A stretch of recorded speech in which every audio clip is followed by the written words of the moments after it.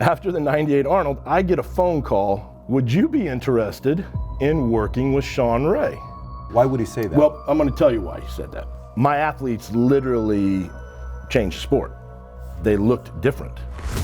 Everybody has access to certain things. Kuwait, Curry. yeah, the anabolic chicken and everything. It's probably right now the most abused drug in the sport. The supposed Dallas McCarver anabolic cycle from Chad Nicholls, right? I don't know if people even believe this. You know, he's beaten everybody outside of Haney and Yates. You're saying there's no way, even if you work with him, that he could win the whole thing? Look, I think he's a piece of shit person. I'm not gonna deny that he was a good bodybuilder. Kevin Levrone was like angered and he was like this madman dripping in sweat and he rips his shirt off and he's ready to fight me. That's a complete lie. That's media, that's conversation, Right. that's talk. So then Steve Weinberger, he's like, dude, you gotta chill out, like this is not the place. So the part about Kevin wanted to rip you a new one. There is a partial truth to that. So yeah. The more angry Shawn got, the more driven I became. I would have probably worked with every one of his competitors for free, just to bury him. 30 seconds. Did you ever think you would make it? I feel I'm so close I could taste sweet victory. I know this life meant for me. Yeah, why would you bet on Goliath when we got Bet David? Valuetainment, giving values contagious. This world of entrepreneurs, we get no value to haters. How they run, homie, look what I become. I'm the one.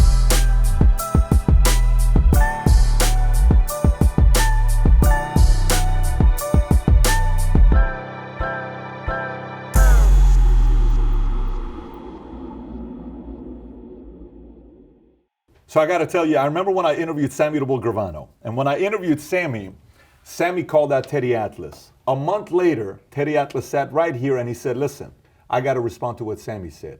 I remember when we had Dorian Yates here, and he called out Brandon Curry. A month later, Brandon Curry showed up and responded to Dorian. However, Shawn Ray calls out Chad Nicholls. Chad showed up in the front doorstep here within 24 hours. So with that being said, Chad, thanks for coming out. I appreciate you having me. So I'm assuming that video with our buddy Shawn really fired you up a little bit. It did a little bit. It wasn't anything that I wasn't used to, but it is, you know, when you wake up in the morning and you have 25 DMs with a clip of Shawn's at it again, you get a little irritated. Was it anything different than what he had said in the past before? It really wasn't. Okay. It was mostly the same stuff, but there was a couple things within it that was like just completely fabricated, which was kind of shocking. Like, I'm not even sure why he went down the road, but because it didn't pertain to like him bashing me. Got it. But like it was, again, completely fabricated. So how about I play it? I got a part of it. I'm not going to play the whole thing because it'll be 6 minutes. I got the 50-second part of it, and then we can go from there. And obviously, I got a lot of other topics I want to go into with you, but let's start off with our buddy here, Shawn Ray. Did you and Chad Nicholls ever do anything together? Absolutely not. Okay. He's Dr. Kevorkian to me, bro. In 1996, I went to guest post for him, took me to dinner, and he asked me if I needed any help. I just got second place to Dorian Yates. No, I don't need your help. I don't even know you. And I think that's where we started to butt heads. Ronnie Coleman will defend him to the 9th degree, but he was in that bathtub near death in 2001 at the direction of Chad Nicholls, who's not a doctor, by the way. There's at least 5 deaths. Don Youngblood, Nasser El-Sambadi, Dallas McCarver, and a few other people as a bodybuilding coach that are dead and in the ground, and he hadn't gone to one funeral. So I have a reason to be pissed. So that's a shorter, abbreviated version of, you know, of what he said. Exactly. What are your thoughts on what he said there? So there's a couple things. It depends where you want me to start. We can start from the beginning. The most, I don't know if I want to say funny because I don't think any of it's funny, but the most interesting part of it, and it basically outlines his direction of the whole thing, is right from the get-go. Because he says, you ask him if we ever worked together, and his response was, absolutely not. But he went and guest posed for me in '96, and I asked him if he wanted to work with me, or basically that's what he did. That's a complete lie. Like, that's an absolute lie, and when I explain it to you, you'll understand. He did absolutely guest post for me that year. He came, he guest posed, we went out to eat, that was literally the first time that I'd probably talking to him. I didn't even know if he was in town until I got to the venue, and there was a Lamborghini parked out in front of the venue that some guy from Arkansas had brought down for him to drive around town all day. He guest posed, I didn't have any issues there. We go out to eat, And we literally talked about 3 things. We talked about his, which was weird because I was actually under the impression he was from a very wealthy family, but he kind of portrayed the fact that his brother was a drug addict and his mother was in prison for drugs, and which me and my wife were kind of like, wow, we thought he was from a very wealthy family, so we're kind of shocked by that. No big deal. And then he kind of portrayed this image of him really working out of the gutters and becoming this thing, which I we don't know him at all. I don't know him at all. At that time, the bodybuilding world doesn't know him yet? Or? No, they know him, but we don't know him. I don't know him from Adam. When you say we, is you and Kim? Yeah, me and Kim. Okay. We don't know anything about him. We was just under the impression that he was from a very wealthy family, just based off of how he was maybe portrayed in the magazines, which is really the only way we know him. He talked a little bit about the cars, how this guy would sell him the cars. He would buy the car, drive it for 2 months, resell it, which I thought was kind of a cool idea. And then he basically talked about finances. That was the only thing we talked about. Now, here's the interesting thing. We didn't talk about nutrition. We didn't talk about athletes I was working with. We didn't talk about anything about that. The reason we didn't talk about that is because I wasn't working with athletes yet. I hadn't trained anyone. The only person I had trained up until that point is Kim, from 92 to 96. I don't first get involved in nutrition until the 97 Olympia.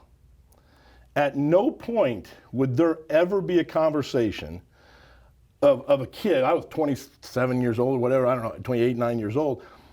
I would never be even talking in that realm because I wasn't there yet. Nobody's talking about, hey, Chad Nicholls is working with athletes, he's doing this, he's doing that. That part hasn't even started. It's a year down the road. So that is completely fabricated, 100% completely fabricated. In no way, shape, or form did that ever happen. Why would he say that? Well, I'm going to tell you why he said that. Because I never asked him. But now we fast forward. So in 97, I do start working with athletes. Okay. And I trained Nasser El Sambadi, and I trained Paul Dillette. Both of them gone. Most people think that Nasser could have won the Olympia that year. Dorian ends up winning, but no matter what, it was the best that Nasser had ever looked that year. 98, we come to the Arnold Classic, and Flex Wheeler wins. Now, a lot of people will say that's his best ever. I think his 2 best is his first one, 93, where he was a little smaller, but conditioning was phenomenal, and 98, which he was bigger, and again, conditioning phenomenal.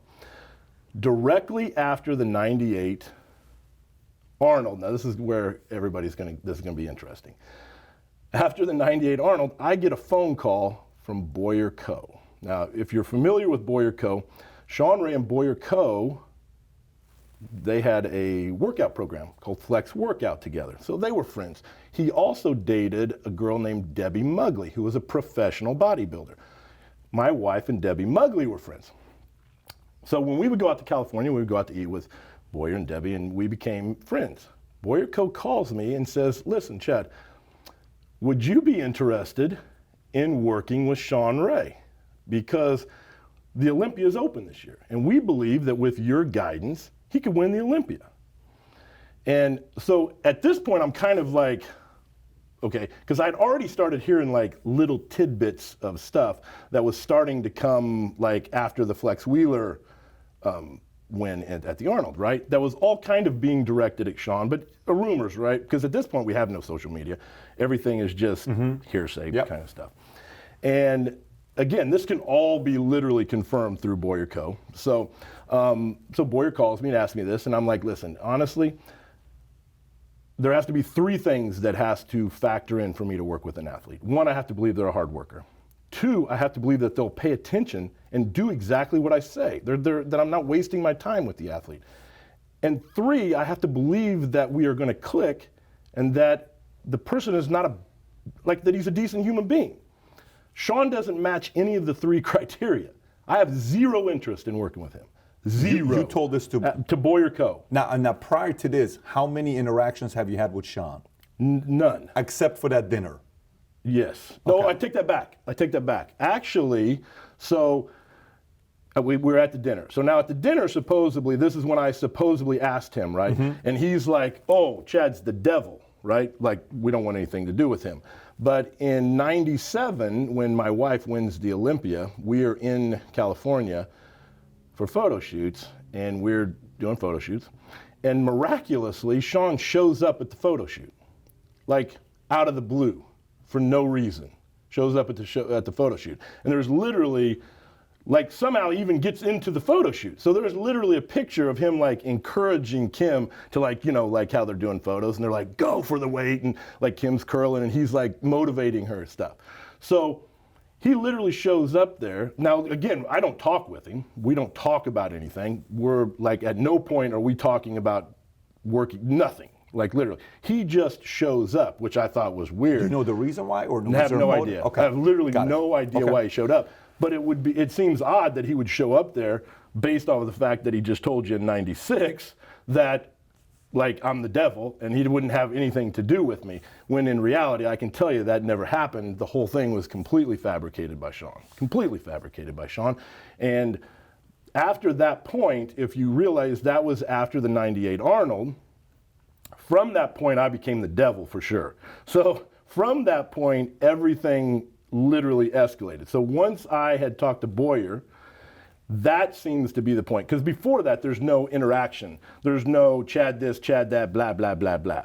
After that point, that's when everything escalated. After you told Boyer, no chance. No chance.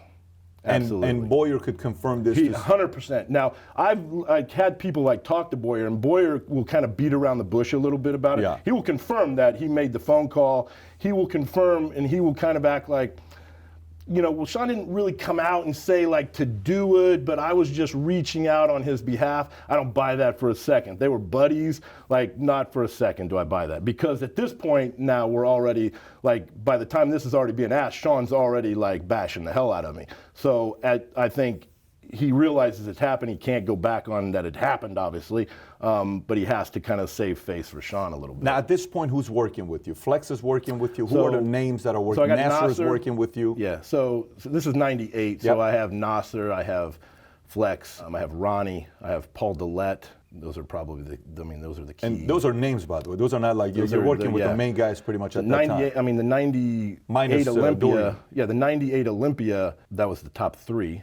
It was Ronnie, Flex, and Nasser. And in the 99 Olympia, it was Ronnie, Flex, Cormier, and I had Cormier in 99. Cormier as well. Yes, Okay. in 99. It was the first year in Cormier. The other part, what he says, is how it led to, you know, what happened with Nasser, how he led to what happened with the rest of the names that he talks absolutely. about. Okay. What's your response to what he says about that? So there's a bunch of responses. Please. We can talk about it. But I think the biggest one is Flex. I think that basically sets the tone for just how big of a liar Shawn is. Like, he is a pathological liar. And anybody that's listening to this right now can go to Google and they can type in, what disease was Flex Wheeler born with? And it will pull up FSGS, which is focal segmental whatever. Okay. It's a kidney disease that he was born with. Mm-hmm. Okay, he didn't find out about that until 99. Now, Shawn is 100% aware of this. He's 100% aware of it. I don't recall ever in my 20 years that he's been talking shit about me, ever hearing him mention it. But he's 100% aware of what the disease is that Flex has, 100%. But he looked at you dead in the eye and basically blamed me for a disease that Flex has. Now, here's the bad part of it. Flex went through a kidney transplant.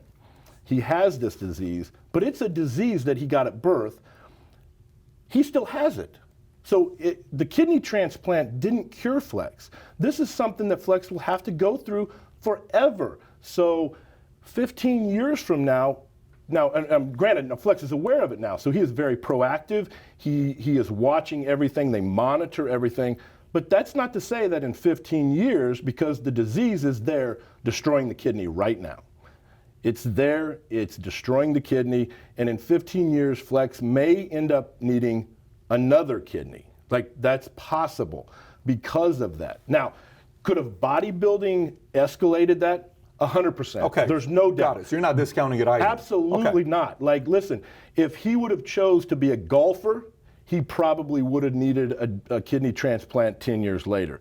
But he didn't. He didn't choose that. He chose to be a bodybuilder.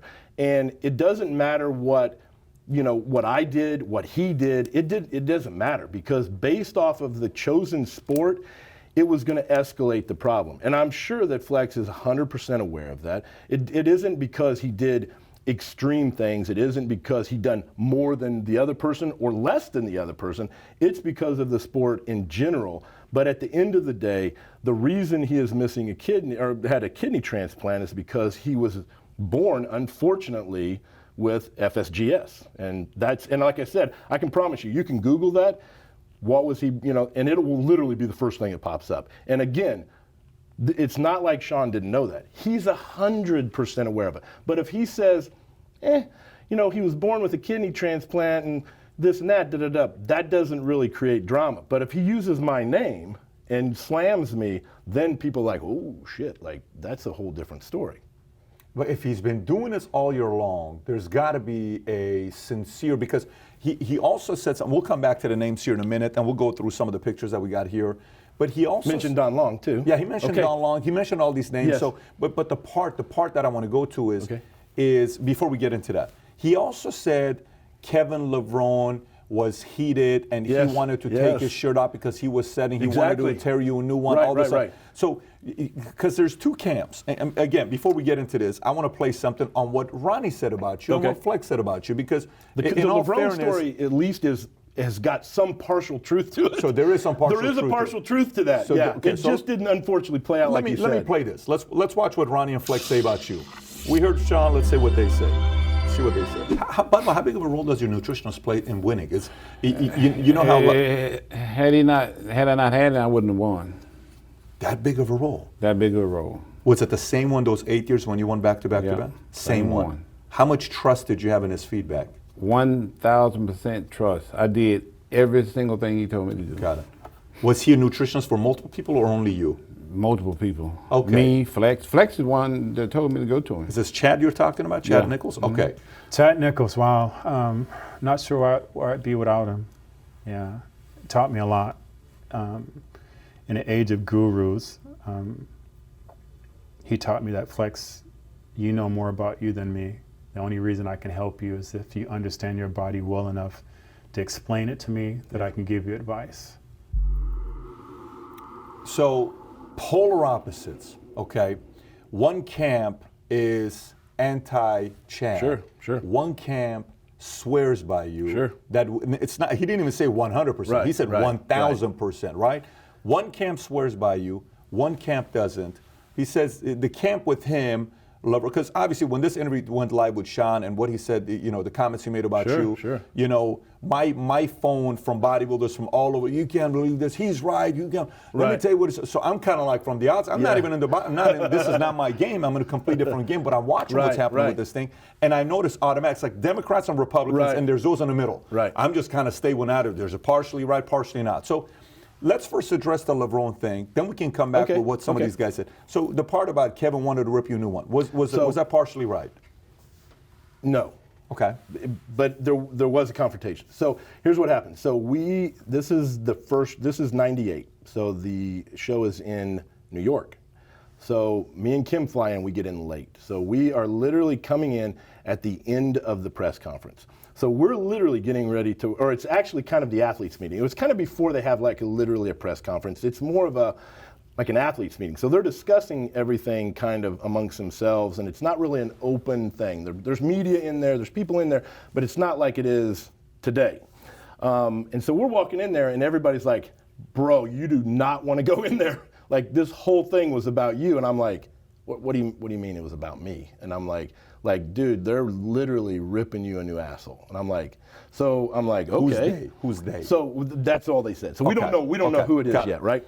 So we walk in. Now we're originally thinking like, okay, we know it's Shawn. We know Shawn's involved, but we don't know all the players yet. So we get in, and I'm met by Paul Dillette and Flex Wheeler. Just to get the dates right, this is post your call with Boyer. This is post. Yes, this is after. This is definitely after that yes, call. Okay, yes. Go ahead.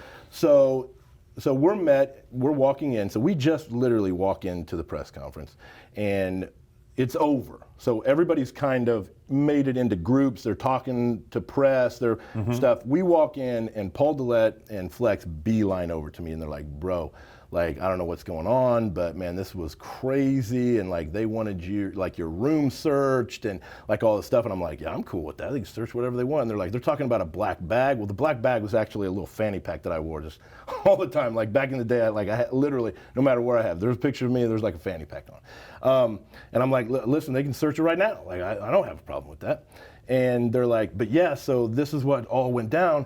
And Kevin Levrone said that you called him and literally told him he ain't got a chance in hell of placing in the Olympia without me. Okay, now I lose my shit. Now, like, I'm like pissed. Because up until this point, Kevin Levrone is not even on the radar. Like literally, not on the radar. So now I'm pissed. And so I happen to just catch out of the corner of my eye Kevin Levrone walking kind of the outskirts of the ballroom. So I just literally meet him like immediately. And I'm like, dude, what the fuck is this? Like, what is this? Like, I'm hearing that, like, I called you, and he's like, bro, no, it was misunderstood. Like, it was Wayne. And I'm like, so now I think he's lying to me. Now I literally flip out, like, literally flip out.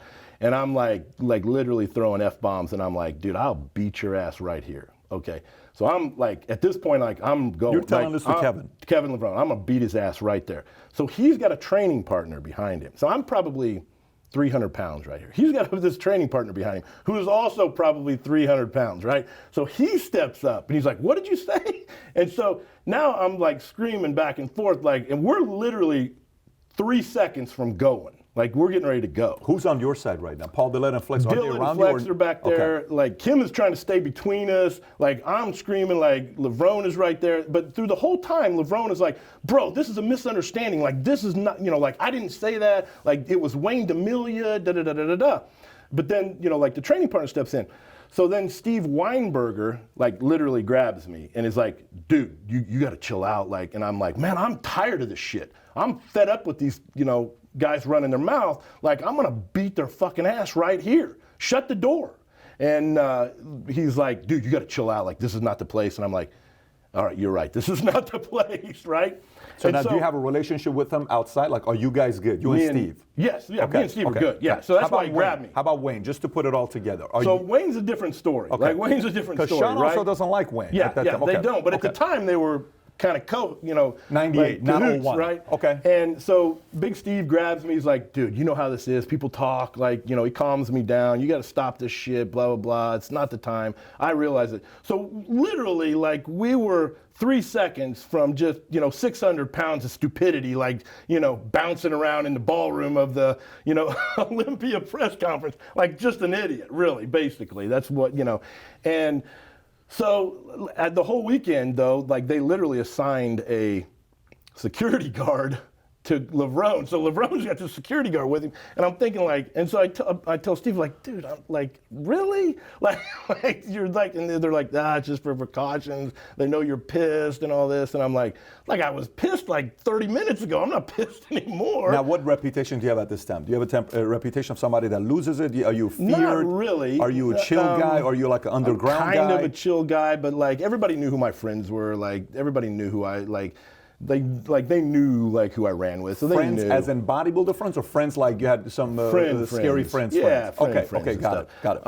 And so, but I don't think that was really. I think it was just you were connected in a way that they knew. Yes. To not cross and you. Not, yeah. Well, I don't know about that. I just think that everybody was at that time like, hey, listen, this is what we do, and this is what's going to happen if this is what if this goes down. Okay. Now, as the weekend goes on, it becomes very apparent that Kevin Levrone didn't have shit to do with anything.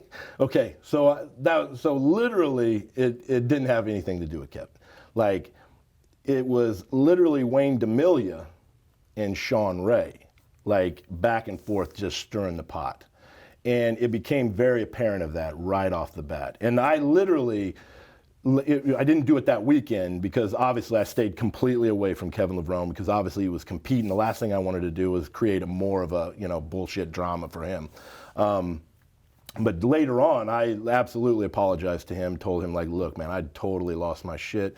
But that was because of Shawn. Like, I literally should have never done that.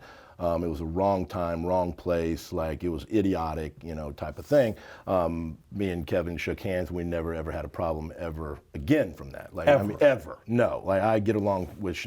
Are you in communication with Kevin now? I don't communicate with him, but I mean, I we're was just friendly. curious to know if maybe Yeah. you got a message saying, hey, did you see the interview? Yeah, That no, didn't happen. No. That hasn't like, we don't happened. communicate back and Okay, forth like got that. it. But like when he was making a comeback, I reached out to him like, dude, I'd love to, I can't wait to see you on stage, type of thing. I mean, we're friendly with each other. No, in no way, shape, or form would I say we're friends, but like, we're friendly with each other, Got it. and I have a lot of respect for him. And I would to this day say like that, me jumping the gun, that was 100% my fault. Like, I just lost my shit because of all the stuff that had went on, and that's what happened. But at no point did Kevin Levrone like rip his shirt off. Like, again, like that is so like far-fetched. And literally there was 20 people around. Like, there was 20 people standing around watching the whole thing, which for Shawn to say is literally delusional. Like, that's the part that like is crazy. And the part that is weird, and I was a cop for 5 years, and people that lie all the time, literally when they lie to their spouses or to their employers, they do it all the time, they end up blurring reality and the lie. And so they just don't understand. And because the lie is usually what rotates in their head most of the time, they don't know the truth, they don't understand the truth, they don't know where the truth is. So for him to literally come up with a story that, Kevin Levrone was like angered and he was like this madman dripping in sweat and he rips his shirt off and he's ready to fight me was literally idiotic. Like, idiotic. And really, like, yeah, I lost my cool, but it was actually probably closer to me and the training partner getting into it, because the training partner ended up stepping forward, and that was literally more of it. And Steve Weinberger broke the entire thing up, like pulled me off, calmed me down, sent me on my way, and everything was fine. Like, it was over with that. And again, me and Kevin never had another problem after that, ever. When's the last time you and Shawn spoke? Spoke. So me and Dan Solomon done a radio podcast called Pro Bodybuilding Weekly, and I believe he was on there. This is how long ago? This has been 8 years ago, probably. Oh, 8 years ago. That's a while back. Yeah, it's been a long time. Okay, so me and Shawn haven't talked anytime soon. Outside of that 8 years, have you had any kind of interaction, any dinner or lunch? Nothing. Zero. No. Nothing. And that's public. People know you and Shawn are on different camps. Absolutely. So, Okay. Yeah, with 100%. So let me ask you a question. Who else would agree? Because yesterday I was reading some of the posts and people were tagging me. And I saw what a couple people posted. Samir posted what Shawn said, and all these guys. And I was kind of being tagged in it. Send me the Samir one too. Yeah, so I'm getting all this stuff. And I'm reading. I'm like, okay, good. Okay, this person's saying this. And there was a lot of people involved. Bob even got involved. Some people got involved. So their camp, if they're saying that, was there anybody that was worried about you getting close to the other guys? Like, there was a story about they were trying to get everybody to be tested that year because it was the open. Is there truth behind that part? They were absolutely trying to get it tested. Yeah. They were trying to get the guys in your camp tested. They wanted the whole show tested, I believe, because they were under the impression that my guys had an unfair advantage. So that's where like the plasma expander stories, became. And so they wanted, they basically wanted a blood test for plasma expanders because they thought that would even the playing field. And the funny story of that is, so Wayne DeMilia calls me like before the Olympia and is talking to me, and he says, listen, we're going to blood test at the Olympia. And I'm like, all right. And they're like, we're going to blood test for plasma expanders. And I'm like, okay. And he's like, so I just wanted to let you know. And I'm like, listen, you realize that none of my guys are using plasma expanders. I said, if you knew anything about plasma expanders, you would realize that to use them, you actually need a diuretic. So a plasma expander will pull water into the blood, but you still have to be able to get rid of the water. So I said, what you need to do is there's 5 diuretics that you realize aren't on the diuretic list, right? I said, if you're going to test for the plasma expanders and you literally want to make this 100%, add the 5 diuretics. And he's like, well, we're comfortable with the diuretic test. We're just concerned about the plasma expanders. Now, the 5 diuretics that were very common off the diuretic test was clearly what everybody was going to use. Nobody needed plasma expanders because there was already diuretics that was available to them that wasn't going to be tested. So the whole thing, the whole staged, like, check his bag and all of this kind of stuff was idiotic, because in reality, Wayne DeMilia knew that there was tests, there was diuretics off the test to begin with. Not only did he know, he literally told certain athletes, like, hey, listen, most of the athletes are using this diuretic because it's not on the list. Like, it was very well known, very well known. Very well known. So why is he calling you though? Is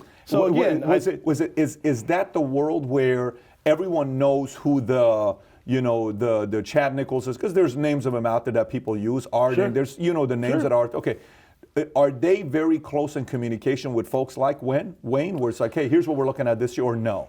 That was a one-off thing that happened. It was it was when the whole diuretic thing took place. But I think that what ended up happening was my athletes literally changed sport. Like, they looked different. Like, they were in better shape, they were drier, they were more conditioned, and literally the people were like, well, obviously if that's the way they look, there has to be something. He has to have something that is clearly not available to everybody else. Like, and that's, I believe, what, and so I don't necessarily know they ever had planned on blood testing, because it would be just a monumental, undertaking. I think the whole thing was they were trying to be like, well, maybe he does have something, so we're going to scare the shit out of him and out of him, out of me. Okay, yeah. And so, well, am I going to be this? Am I going to be that? But in reality, there never was anything. Whatever happened to you? Were they ever able to do anything to you, or no? Nothing. Do you go to Mr. Olympia every year? Every year. Every year you're there. Absolutely. And how are you treated when you go there? But just like normal. Normal guy that's Absolutely. there. No Yeah. one's giving you a hard time, any of that stuff. No. Okay. So are there any other people that have bad relationships with you at the level of Shawn, or no? I don't think so. Not that people know in the marketplace. There's no doubt. I think that even when you come out with this, like, listen, I could give you every possible scenario of why Shawn lied, but at the end of the day, there's going to be people that like me and they will believe me, and there's going to be people that like Shawn and they will believe him. But at the end of it all, Shawn is literally the one that had the biggest hard-on for me. And it was very obvious why he did, because like he said, just like he said in '96, I didn't need anybody's help because I placed second to Dorian Yates. Actually placed third, but Nasser flunked the diuretic test, which then moved him into second place. And he was like, this is who I am type of thing. But unfortunately, he never placed in the top 3 ever again. Ever. And my guys beat him from that point on, like, without a doubt. And the more angry he got, the more driven I became. And the more, there was a point where potentially I would have probably worked with every one of his competitors for free, just to bury him. Let me ask you a different question. Here's a question for you. Say he did work with you. Let's just say he does. Let's just say we got your story, his story. Everybody's going to hear on both sides. Let's just say, somebody came in and says, listen, let's just try to make this work. Let's just say you did. Would he have had a chance to win it all? No.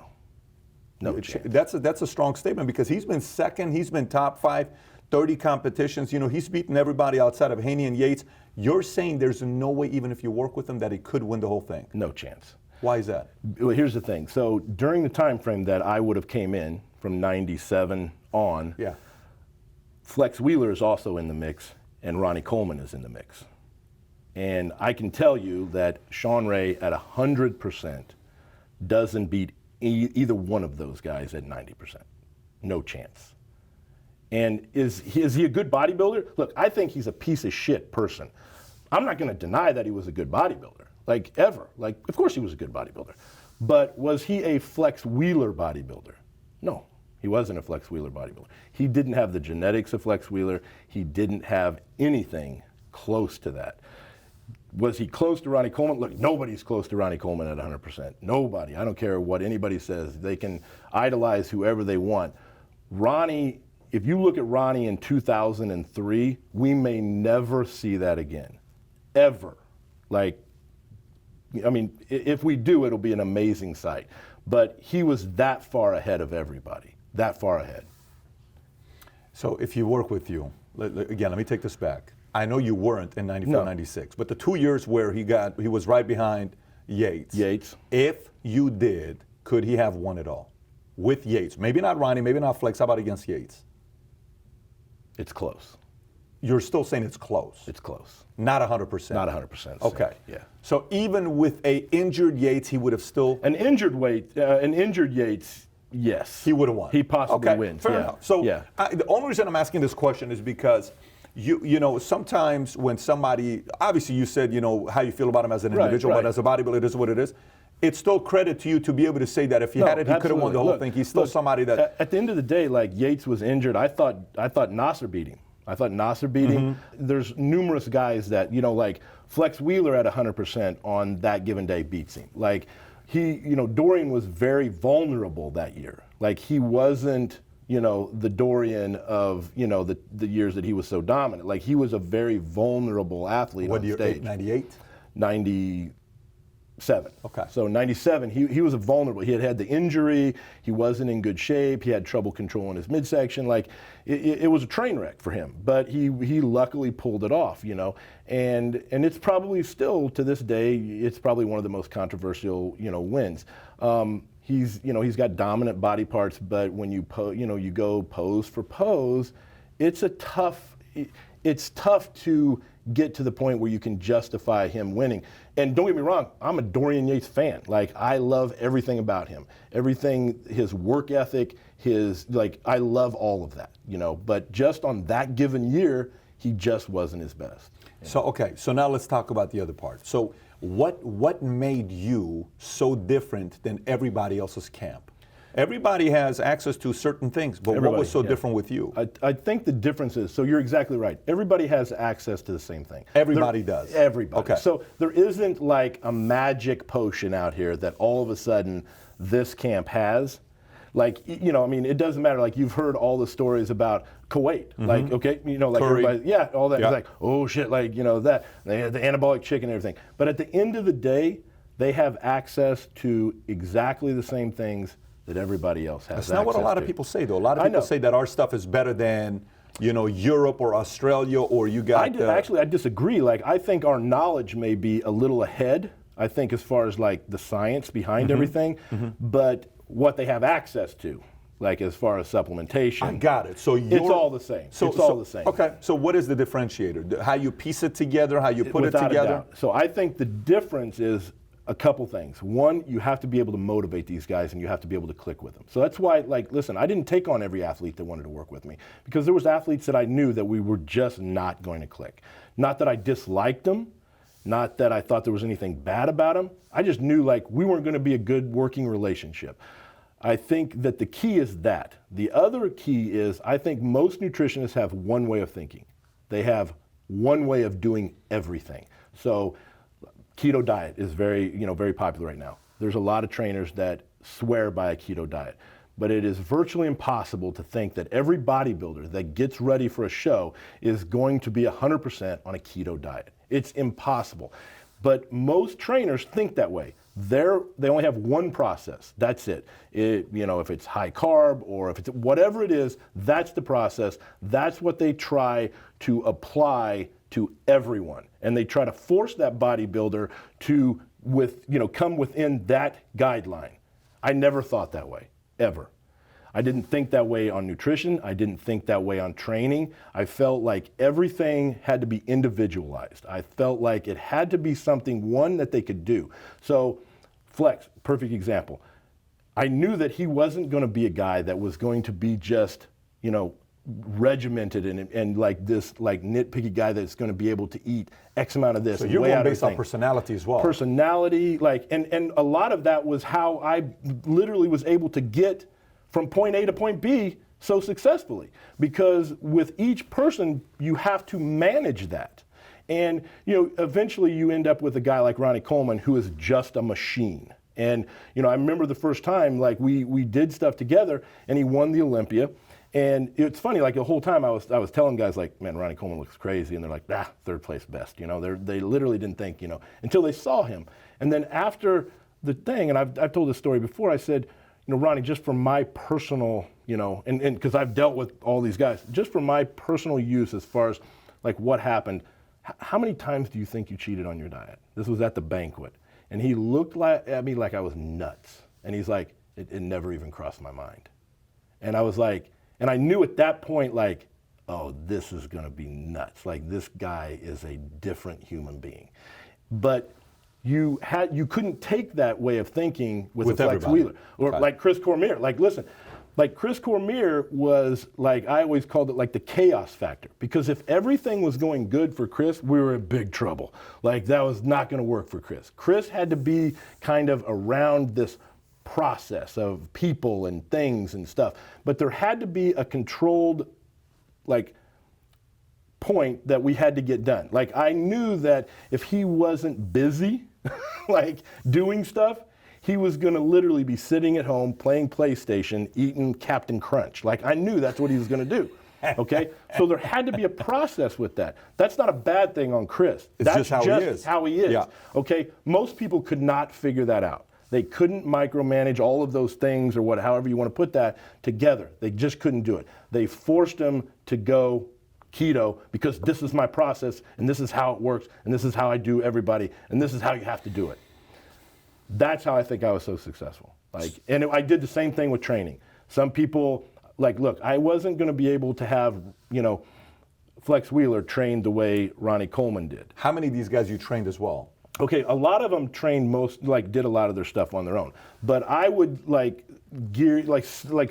push them in certain directions. So if they were doing a certain thing, now a lot of things like where Flex had Charles Glass, but again, we would communicate because I would want to know what Charles Glass was doing because what Charles Glass was doing, it depended on what his diet was doing. So listen, if they all of a sudden are going high volume, I can't do certain things with his diet because they're going heavyweight and high volume. How often were you talking to Charles Glass? I didn't talk to Charles a lot, but I communicated more with Flex, like, this is the direction we're going this week, and this is the things that we're doing. Now, me and Charles, would communicate a little bit, but it was mostly through the athletes and stuff.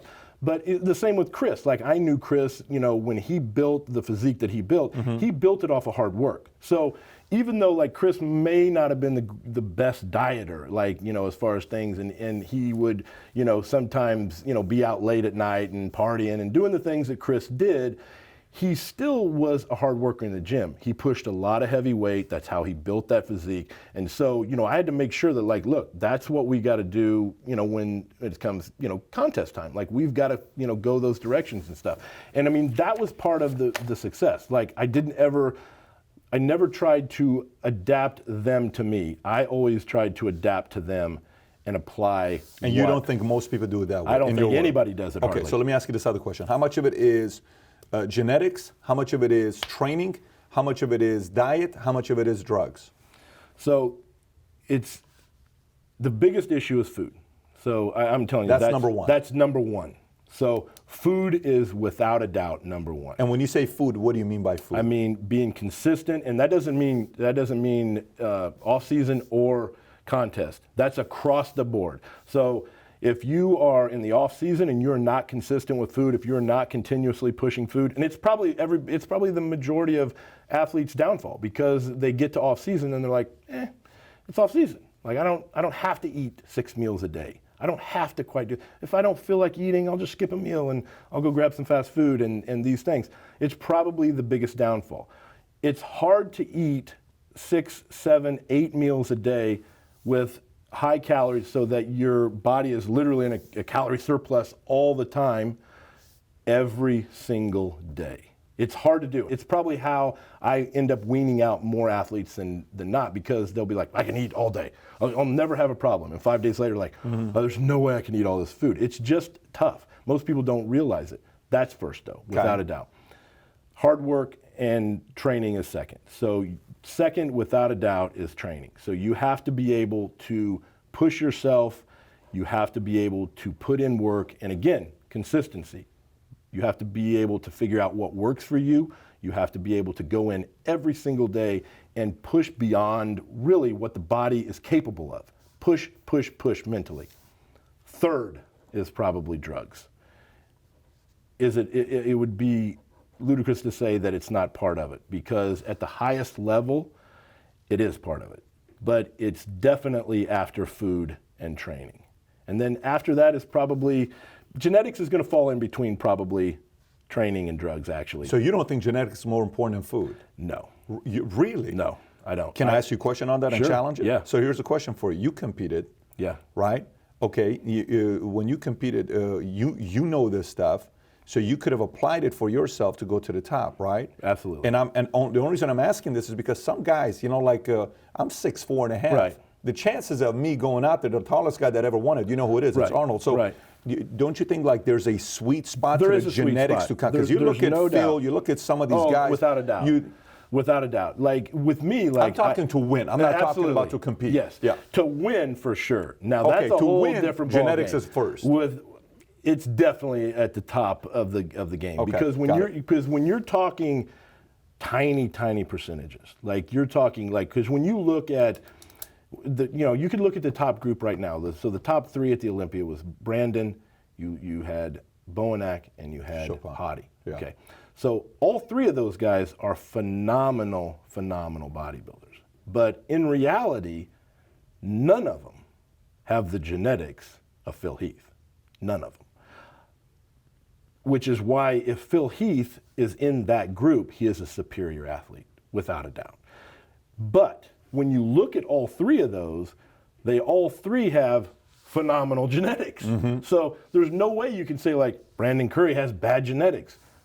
William Bowenack has bad genetics.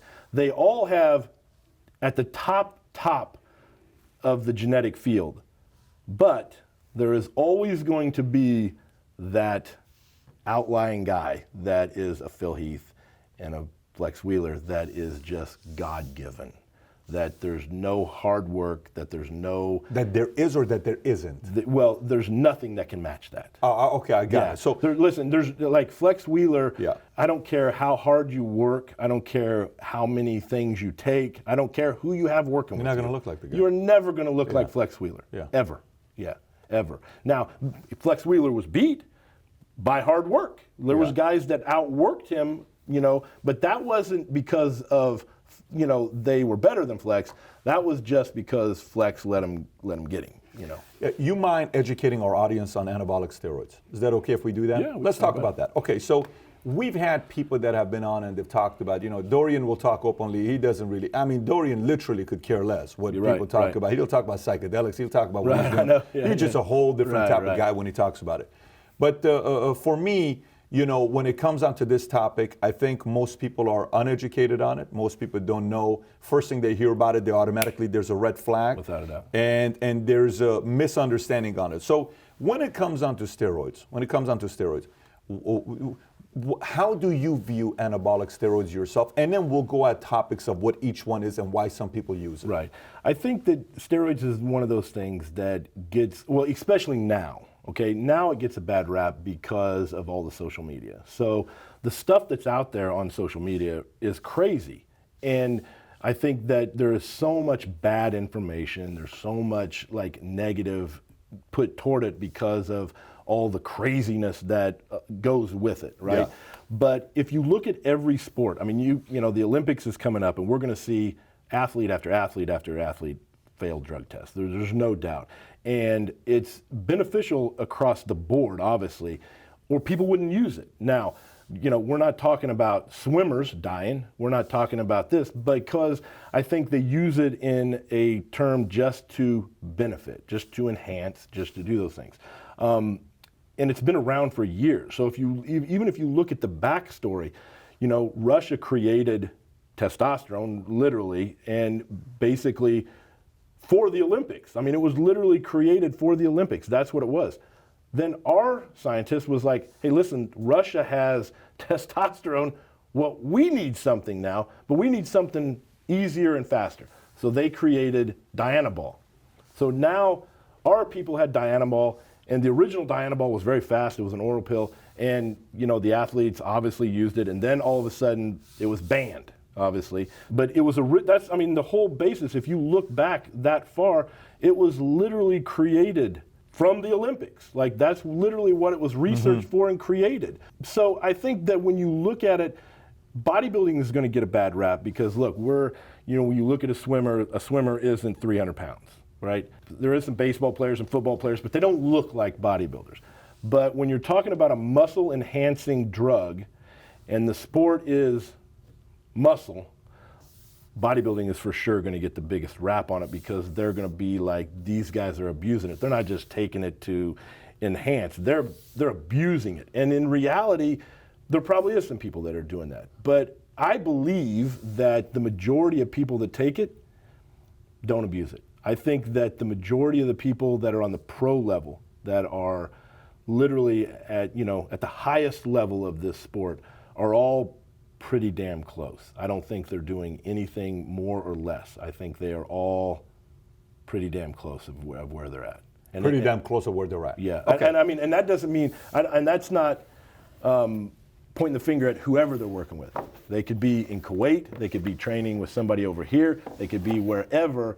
I believe that nobody is that far outside the thing. Okay. I may be wrong on that, but that's the way I feel. I mean, I hear different Yeah. things, but again, I'm just trying to kind of get educated on this with you here. And by the way, for full disclosure, you are not a doctor. I am absolutely You're not a doctor, so this no is just chance. something you've Yes. been around and you've read up on and Absolutely. you've experienced with. So, Absolutely. okay. So why would somebody use these two drugs? Now, obviously, you got clenbuterol up here, and you know what the top one is. Lasix. So clenbuterol is basically a drug used for conditioning. So most people will use that to get in shape. So it's used, it has actually a relatively long half-life, so most people don't use it for extended periods of time. They will use it for a little bit of time. I believe the half-life is 36 hours or something, which is, that type of thing is actually relatively long. So they'll use it a couple days and usually go off of it for a couple days, but it's basically to burn fat. Now, Lasix is a different one. That's a loop diuretic, and it's not used, obviously, for contest prep. It's used at the end for basically finishing the look on stage.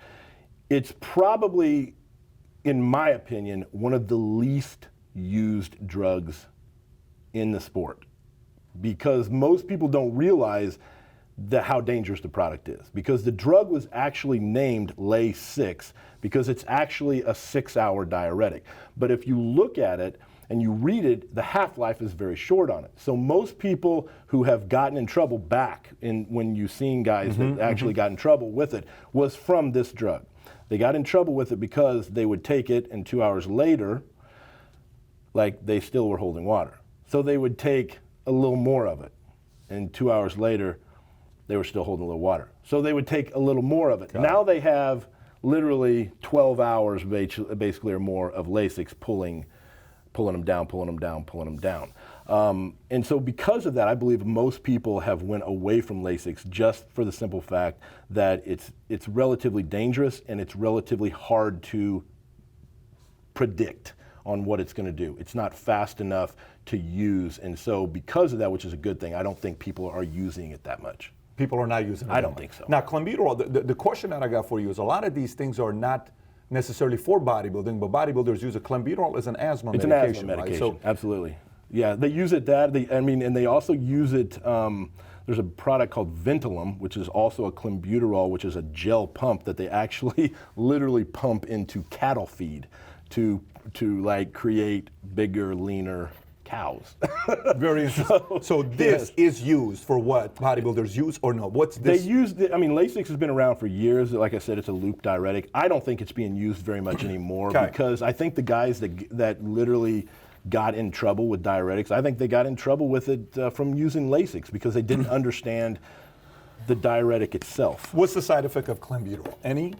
realistically no side effects. I mean, there is obviously some side effects, but very, very safe at low dose. Is that similar to, would you put the side effects of an ephedrine compared to Very, a very, clenbuterol? like clenbuterol and the old like ephedrine, like the Back in the days, stacks, the ripped right, fuel yeah, stacks, yes, all yes. that stuff, yeah. Very, very similar. Similar very to that. similar Okay, to that, all right, yes. sounds good. Not the same drug, obviously. I know it's not. Absolutely they're- it's not. yeah. Okay, so let's go through these. Now, these are obviously some of the famous ones that you see and hear about all the time. What are they used for, and what are the side effects and benefits of each? Okay, so testosterone, obviously everybody knows. That's, Cypionate, yes. Cypionate, there's Yeah. cypionate and nanthate. These are slow-acting esters. So basically, when you're talking testosterone, you're talking about building up a baseline. Now, a bodybuilder, what they're looking at doing, obviously, is creating a stable baseline. So again, most people take testosterone because they don't understand it. So they just keep taking. You have to realize how it comes in and out of the system. So realistically, the key is basically just hitting a baseline and keeping it there, because it's going to be based off of the level of testosterone within your body. This is out in about 72 hours. So from the time you take it to the time it's out, it's going to start decreasing in about 72 hours. So it literally could be taken realistically only twice a week and maintain a stable testosterone level, which is why most people that are on like like pro hormone, like therapy, TRT, yes, and stuff like that, when they reach 50 and those types of things, will go to a slow-acting testosterone like cypionate and a nanthate, and at a very low dose, it is very, very safe. And actually probably not only safe, but better for you, because as the natural male's testosterone drops, the body actually tries to counter that. And literally then everything else starts to go out of balance. But as long as your natural testosterone level stays in line where it normally is, especially on a male, that you just function better at that point. So it's probably safer to have a normal testosterone What's a level. normal level? Normal level, perfect 1,000. And most athletes that have been an athlete all their life function somewhere like at that 1,000 range. Now, a non-athlete, just somebody that's going in there, whose level probably tested out at 200, will probably feel amazing at 700. At 700. Yeah. When you say amazing, what do you mean by amazing? Like just revitalized, just feel like, normal again. normal. Again. Normal. Okay, yeah. how about the rest? Trembolone acetate. So that's a fast-acting drug. Most people take that. I say it's actually kind of made a surge because most people took that pre-contest. It was something that added hardness to the muscle, but it is something that it's probably right now the most abused drug in the sport. This is? That right there, yes, because of what it does. So it makes you strong, it makes you aggressive. It's the one drug that's probably the single most abused drug in the sport. Across the board. I don't care what sport it is. It could be powerlifting. It's probably Across the board. Across the So board. you're saying professional athletes are using this across the board? Yeah, without a doubt. And it's fast acting, so it's in and out of the system relatively quick. So you can use it. Is it water-based or oil-based? It's oil-based. Okay. Yeah. And it's fast out of your It's system? very fast in and out of the system. So, but it's also, now there's other ones, but this is acetate, so that's a faster acting one. But it, like I said, it was originally, there was a drug called Phenoject, which is back in the day, which is very similar to it. But this product was, used, back in the day when people were doing things like normal. It was used, last 8 weeks. And now it's probably used almost all year. I guarantee you there's guys that use it all year. Guaranteed. What are the side effects of this? That could be anything, like blood pressure is going to be a major issue with tren. You're going to run into liver and kidney issues with that. That's going to be a harsh drug. Could that kill you? It could. I mean, most steroids aren't going to kill you like an opiate would kill you, but there's no doubt that long-term effect of that could eat away of your kidney, liver, stomach. It could eat away everything. It could destroy your body at a high dose, and that's the problem with that. That drug is probably more abused than any other drug in the sport, and it's abused at high levels. Because, when you say high, what do you mean by high? For instance, I would say that people probably, so 75 milligrams is what that is. Mm-hmm. I would say they took that 3 times a week back in the day. So back in the days, 80s or 90s? Back in the 90s. Okay. So that would be, 225. Mm-hmm. No. I would say they're doing that every day now. 225 a day. A day, possibly. You mean the guys on stage? I would say, and actually here's the thing, it's probably more amateurs than pros. So the amateurs are probably abusing all of this stuff way beyond what the pros are. Because again, the pros have phenomenal genetics, they have people helping them. Like, I can tell you, like, I don't care how many people, like, you can throw every nutritionist under, you know, under the bus. There isn't anybody gonna, like, prescribe this, like, recommend this for, you know, high dosages year round. Like, nobody. But there are some, like, gym guys out there that will be, because when you take that, you feel phenomenal. So the more of that shit you take, the more you feel phenomenal. You start getting strong. Next thing you know, you're benching 500 pounds. You've gained 30 pounds. Your muscle looks hard, and you're like, holy shit! If 200 is as good as this, just think what 1,000 is on this.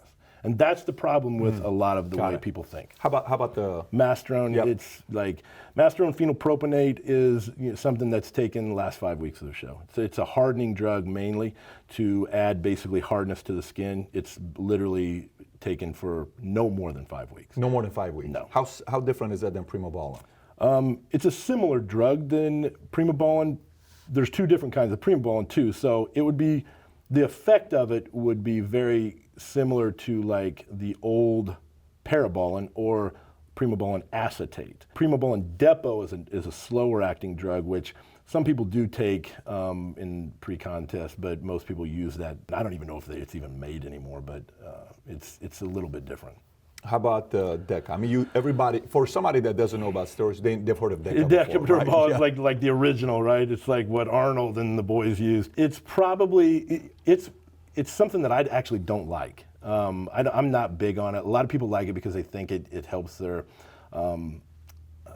joints, things, it makes their joints feel. I think the side effects of that is, it's not like harsh side effects, but it's very slow acting.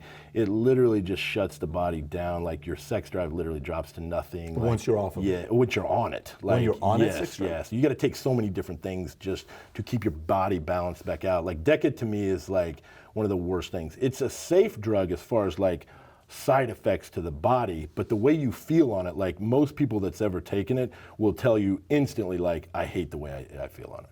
I hate the way I feel yeah, on it. Absolutely, yeah. And I think because of that, and here we come back to this, so back in the day, that's what they would use. They would take a little bit of testosterone, a little bit of DECA. If you talk to the old guys, that's what they'll tell you, Yep. right? They'll tell you, like even back in Arnold's day, that's what we took, right? Now, like they don't go to that. Like they're like, listen, I feel like shit on that, but I can take Tren and feel crazy. I'll stick with the Tren. But it's a much harsher on your thing. body. And we're being pretty open here. So Yeah, no, that's like what I'm asking. we're like laying it out there. How about That's equipoise? it. Equipoise is actually very similar to like DECA. It's almost, they're different drugs, but the makeup, the way they respond in the body, almost identical. I like that one though because it doesn't have a lot of the, like, you know, sex side effects and type of thing, like decreased, you know, that. How would steroids decrease sex drive? You'd be surprised. So it just literally lowers your libido. There's so many effects that it has, like, on it. But the equipoise doesn't. So people will have a tendency to stay away from DECA and go to EQ. But it's also a slower acting drug. So DECA is really slower acting. And most people don't use DECA because it can be detected for so long. So that's why they stay away from it. Here we go. So this is the next topic, HGH and insulin. And insulin. Yep. So this is where the sport changed, obviously, from like a certain point. 96, 90s 94? and stuff, yes. Okay. And so the growth hormone had always been around, and I think people were using it, but what they didn't realize is how the effect of the two work together simultaneously. And basically the insulin, and the insulin kind of had, like when it first came out, I think that people overdid it. You know, honestly, I do. And I think, like, you know, me and even a couple other, you know, people were kind of the first ones that was like, listen, if you take the insulin every single day, it stops working, like literally. And, you know, there was people I was like, listen, you know, how long have you taken that? And they'd be like, oh, I've been doing it now for 3 months. And I'm like, how much are you taking? They're like, 15 units a day. I'm like, I'll tell you what, take the 15 units and don't eat. Don't eat any carbs. I'm like, holy shit, I'll crash. And I'm like, I'm telling you, you won't crash. and they would call me back and they'd be like, holy shit, like I took the 15 units and I didn't crash. I'm like, exactly, because your body now is used to it. Like your body is literally limiting what the natural production is.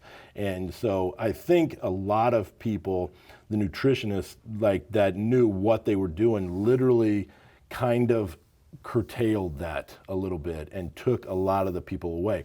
Now I say that I've seen like some like really crazy like resurgence of insulin over the last like 6 months. So, but up until this point, it has been very, very limited. It was used very like once or twice a week. It was used maybe a couple times after training, you know, a week or something like that, just to make sure that everything was completely loaded, completely, you know, like the body was functioning at 100%, but they weren't like abusing it, trying to force glycogen nonstop, basically trying to upload everything.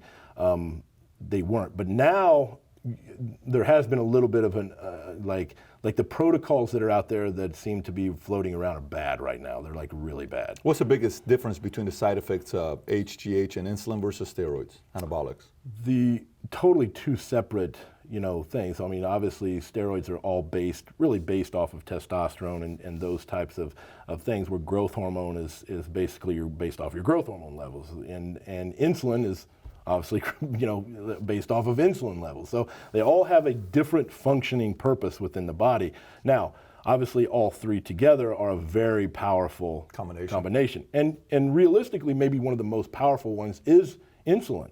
As when you're looking at, you know, the hormone it could be the most powerful hormone within the body, but it doesn't do legitimately what you think it's going to do. And I think a lot of people, when they first was introduced to it, they thought like, holy shit, I'm going to do all of these things and I'm going to look like Nasser El-Somebody, or I'm going to look like and Jay that's not Cutler. what's going to happen. No, it's not going to happen. Like they can take insulin all day long.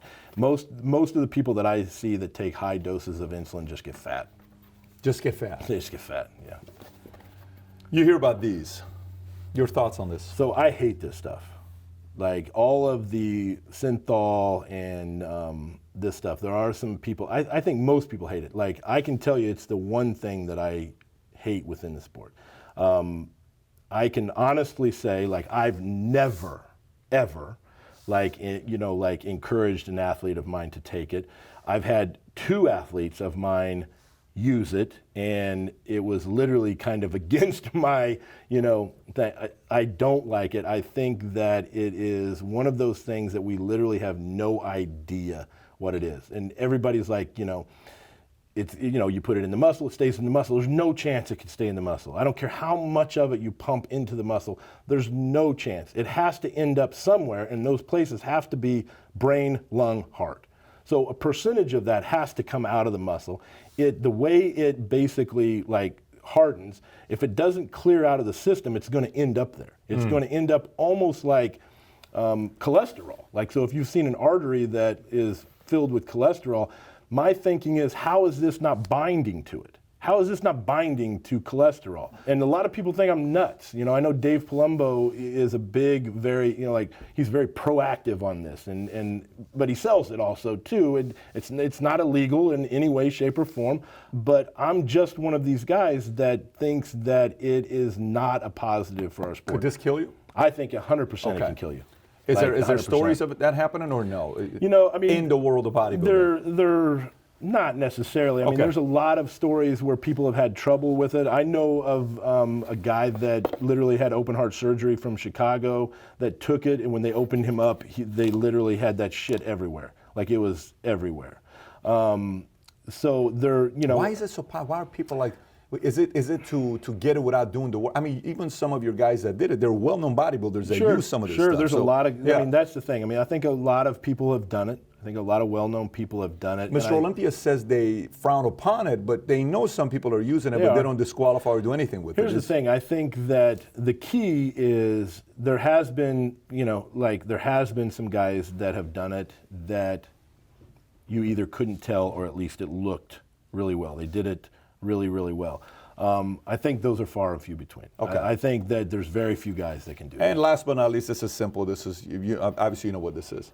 So those are all like estrogen blockers. Those are probably 2 of the most common ones. There's another one that probably everybody uses, which is Aromacin, which is another one, but it's very expensive. These are obviously used because as you take more and more testosterone, your estrogen level will then start to crank up. Obviously, you need a certain balance of estrogen. Within, you do need a certain balance. You do. balance. So you don't want to limit all of your estrogen within the body, but you want to keep it under control. So what ends up happening is the higher estrogen levels you end up with, and everybody's heard of like the gyno and those types of things. So those are the Novadex extreme. is in the same family, right? So Novadex is in the same family. And Novadex is tricky because Novadex, if you take that for an extended period of time, that will actually decrease your estrogen, but it will also decrease your growth hormone level. So you have to kind of counter some of those things too. Most people that take estrogen blockers will take those for short periods of time, and Novadex, literally nobody takes it, at least to my knowledge, for any longer than 5 weeks. Nobody takes it for longer than 5 weeks? No. Okay. No. And is that coming off a cycle, like you're getting off of it? I think it depends. Like they can use it coming off a cycle, but I think a lot of people will use it like mid-cycle or whatever, even in the off season, just to control estrogen levels, because obviously you don't want high estrogen levels. Could create a lot of serious issues within the body. The gyno is like the extreme, but just even like having a high level of estrogen, like you can tell like the way the skin looks, like yellow well, and just even like how much water you hold. I see what you're and saying. Stuff too. So let me ask you this: somebody who has no desire to compete, they're not going to be a bodybuilder. They're just a 29-year-old guys watching this, saying, you know what, I want to go use stuff. There's different conversations here about the usage of steroids, right? Absolutely. And then there is, when you said the guy about 45, 55, he goes to the doctor, he's low 180 or 120. What do I do? Doctor says, you may consider TRT, something like that. What is your counsel you give to somebody that has zero plans of being a professional athlete using under 50 versus the person above 50?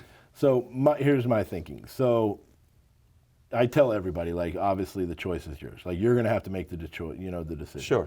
But if you have zero interest in competing, I would think long and hard before using anything. So don't touch it. No, Okay. Because my thinking is, why are you going to take it? Like now, when you get into that 40 range and your level is literally coming down, without a doubt, like, I think that you're crazy not to take it, because I think that the benefit literally outweighs the risk, like with 100%, like 100%. But the guy that's wanting to just literally walk around and look like a freak in a t-shirt for no other reason than looking like a freak, there's a lot of stuff that's over the counter that can literally benefit you. Such as? I mean, there's a lot of pro hormones, and we don't even have like great pro hormones anymore because most of them are illegal, but there's still like a lot of, there's some stuff that pushes the envelope a little bit that would benefit you legally. So yes. are you talking like back in the days when now back in the day the pro hormones, Nortestin, Anatestin, all of that stuff like would be great, and now there's still a few. I know High Tech has a few. I know Blackstone has a few, and they're legitimate like products that literally work. And like, to me, like, if you're not planning on competing, if you don't have a goal at the end, like if there's not a reason, like, why are you doing it? Like, it makes That's my number one thing. That's my number one thing. Sense. If you're not trying to compete, if you're not trying to, go out there and do something with it, there's no reason to do. There's plenty of supplements to be able to train with. And I like what Brandon Curry says. Says first get the training down, get the diet down, and then consider that. We're talking about this because of the reason why you are here after the response we got with Shawn, and we're getting a little bit deeper in this topic. So now, let's go to the last part of what he said in the video, where he says, this person's life, that person's this person. Right. So obviously these are some names here. We'll go through them together. You obviously know who these are. Right. Munzer, El Sombati, Matarazzo, and then we have some other guys here we'll get to here in a minute. Okay. So, when you look at this, what was the cause of death with? Was this controlled by it, or we don't know? So with Matarazzo, and like one of my best friends was best friends with him. So one of my best friends, Mel Chansey, was very, very good friends with him. I've heard nothing but good things about him. Matarazzo? Yeah. Phenomenal guy. Like one of the greatest guys on the, that's what I've heard. Like phenomenal personality, like fun. Just a phenomenal guy. Realistically, I believe that he was like hereditary. Like, I think that his father died at a relatively young age of heart issues. Like, can you say, like, did the things that he did maybe escalated?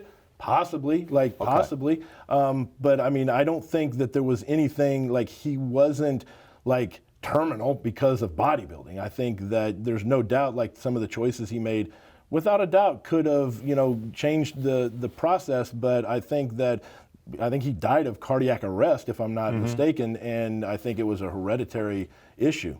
El somebody, because Shawn put that on you. Put that one on me, right. So here's the thing with Nasser. So Nasser was probably one of my best friends within the industry. So me and him were together a lot. I talked to him probably more than any other bodybuilder ever that I'd worked with. So me and Nasser were very, very close.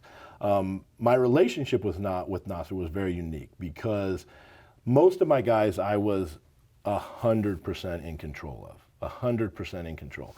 But Nasser was a little bit different. So if anybody that knew Nasser, he was a very, very intelligent man. Spoke 7 different languages. Like, he was a very smart human being. And so my role with him was literally more advisory, maybe, I guess you'd say, or friend, like, whatever. And so, literally the shows that I would work with him, I worked with him for, 97 Olympia, 98 Olympia, 99 Arnold. Okay, so those were the main shows that I worked with him in. And I didn't literally take over all of his stuff until the last week. So I would control definitely all of his, like, final prep stuff. But the rest of the stuff was, at this point, by the time he got there, like, he was big. Like, I didn't need to be like, hey, listen, this is the way you need to train, or this is what you need to do. He would, send me pictures and be like, how close am I? And I'm like, dude, you're behind. Like, we need to drop the hammer. Like, we need to crank things up. Like, that was where the things were. He would ask me, like, hey, I'm thinking about adding this in. I'd be like, yeah, that's probably a good idea, or no, you don't need that yet, or those types of things. But there was never like, this is what you do right here. This is what you follow, da-da-da-da-da. Now, the thing with Nasser is, like, this is the thing that's interesting about Nasser. So again, like, he literally puts that one on me, right? So, but literally I didn't train him after 99, and he died 14 years later. Like, I'm not really sure how, like, I'm not even sure how you even go down that road. Like, it's so idiotic. Like, I mean, like, he could have lived 20 more years, and then you're like, yeah, that was still him. Like, yeah. Munzer, obviously, you never did anything Munzer, with but it's interesting. I talked to Munzer the year he died, and so he was a very unique individual. He was a super nice guy. He didn't speak really good English, so it was like tough to speak. It was tough to communicate with him. And we were talking about some stuff, and then we were talking about a certain thing that he was using, and then he mentioned another. It was a cortisol blocker that he was talking about, and then he mentioned another cortisol blocker. It was the weirdest conversation. I'll never forget it. And I'm like, I said, you realize those are the same thing? And he's like, no, they're different. And I'm like, no. I said, this is the American version. This is the European version. And so he was double dipping. Yeah, and so he was double dipping on those. Now, those are notorious for eating up, like, your stomach. They're really hard on the stomach, like, even at a moderate to low dose. And he was doing a humongous dose of it. Now, I'm not saying that's what had anything to do with it, but the conversation that I had was very, like, so weird, because I remember going up to Kim and being like, man, these guys don't even know what they're doing. Like, they were talking about this and, like, the same thing. Like, what in the hell is going on? And then literally we get home from the Arnold that year, and then he had died on the plane, or at least coming, over there.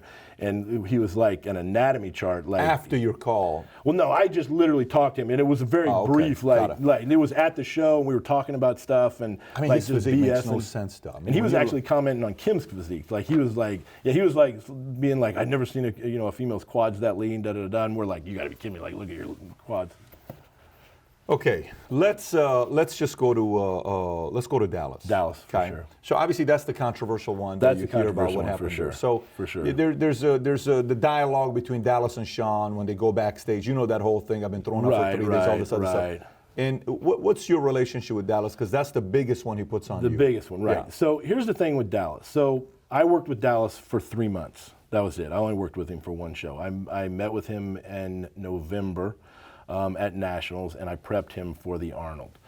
I became very close with Dallas during that time. And, Dallas was one of these guys that was just a likable, like there's no way you couldn't like Dallas. Like he was probably one of the most genuine, nicest people I had ever met in my life.